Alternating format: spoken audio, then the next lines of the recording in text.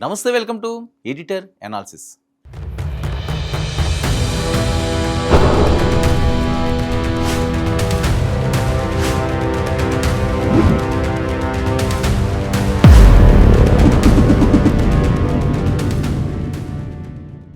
Baloch big twist.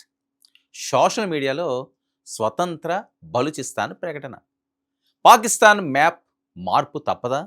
చైనాకు కోలుకోలేని దెబ్బ. 5 లక్షల కోట్ల డ్రాగన్ డ్రీమ్ ప్రాజెక్టుకు డెత్ వారెంటేనా? పాక్ సైన్యం కంటే తిరుగుబాటుదారుల వద్దే అత్యాధునిక ఆయుధాల. బలూచ్ కరెన్సీ కూడా రెడీ. జాతీయ గీతం ఖరారు. పాకిస్తాన్ను షేక్ చేస్తున్న బలూచ్ నేతల అల్టిమేటం. ఇక గ్లోబల్ జియో పాలిటిక్స్ హిస్టరీలోనే అతిపెద్ద పొలిటికల్ థ్రిల్లర్ క్లైమాక్స్కి చేరిందా? అణుబాంబు ఉందని విర్రవీగే ఒక దేశం తన మ్యాప్ మొక్కలైపోతుందేమో అన్న భయంతో వణికిపోతుందా? అపర కుబేరుడని విర్రవీగే డ్రాగన్ దేశం తన 5 లక్షల కోట్ల రూపాయల డ్రీమ్ ప్రాజెక్ట్ బూడిదలో పోసిన పన్నీరు అవుతుందని తలపట్టుకుంటుందా?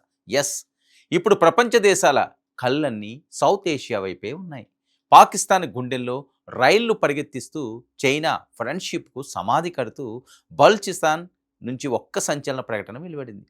మేము పాకిస్తాన్లో భాగం కాదు, మాది స్వతంత్ర దేశం అంటూ సోషల్ మీడియా వేదికగా బలూచ్ నేత మీర్ యార్ బలూచ్ చేసిన ఆ ఒక్క ట్వీట్ ఇటు ఇస్లామాబాద్ను అటు బీజింగ్ను షేక్ చేస్తుంది. సొంత జెండా, సొంత కరెన్సీ, సరికొత్త జాతీయ గీతంతో సరిహద్దులు దాటి వినిపిస్తున్న ఆ స్వేచ్ఛా గలం వెనుక ఉన్న అసలు కథేంటి? అసలు బలూచిస్తాన్ ఎందుకు రగులుతుంది? డ్రాగన్ దేశం చైనాకు ఇక్కడ ఏం పని? మరి లెట్స్ వాచ్ దిస్ స్టోరీ. ఒక్క ట్వీట్, ఒకే ఒక్క డిజిటల్ ప్రకటన ఇప్పుడు పాకిస్తాన్ ఉనికిని, సార్వభౌమత్వాన్ని ప్రపంచం ముందు నవ్వుల పాలు చేసింది.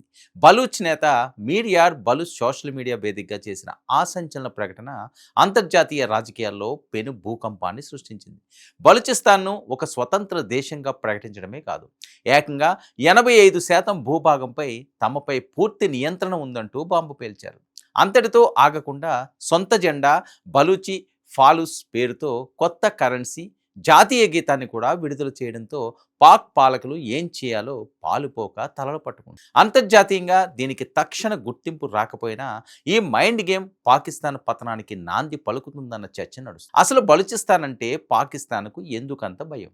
ఎందుకంటే భౌగోళికంగా పాకిస్తాన్ వైశాల్యంలో సగానికి పైగా ఉండే అతిపెద్ద ప్రావిన్స్. పాక్ బతుకు తెరువుకు ఇది ప్రాణవాయువు లాంటిది.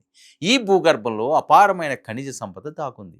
టన్నుల కొద్దీ బంగారం, రాగి, థర్మల్ పవర్, దేశానికి సరిపడా సహజ వాయువు, బొగ్గు, ఇలా ప్రకృతి ఇచ్చిన సకల సంపదలు ఇక్కడే ఉన్నాయి.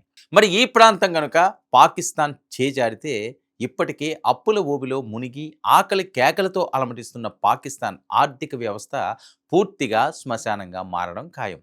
మరి ఈ పోరాటం ఈ రోజుది కాదు, దశాబ్దాల సుదీర్ఘ రుధిరధార.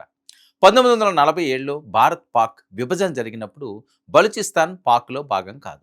అప్పట్లో కలాత్, మకరన్, లాస్ బేలా, ఖారన్ అనే 4 స్వతంత్ర సంస్థానాలు ఉండేవి. అందులో అత్యంత శక్తివంతమైన కలాత్ సంస్థానాధిపతి ఖాన్ ఆఫ్ కలాత్ మీర్ అహ్మద్ యార్ ఖాన్. మరి 1947 ఆగస్టు 11న బలూచిస్తాన్ను స్వతంత్ర దేశంగా ప్రకటించారు. కానీ కపట బుద్ధి గల పాకిస్తాన్ ఊరుకోలేదు. కేవలం 227 రోజులు మాత్రమే ఆ స్వేచ్ఛ నిలిచింది.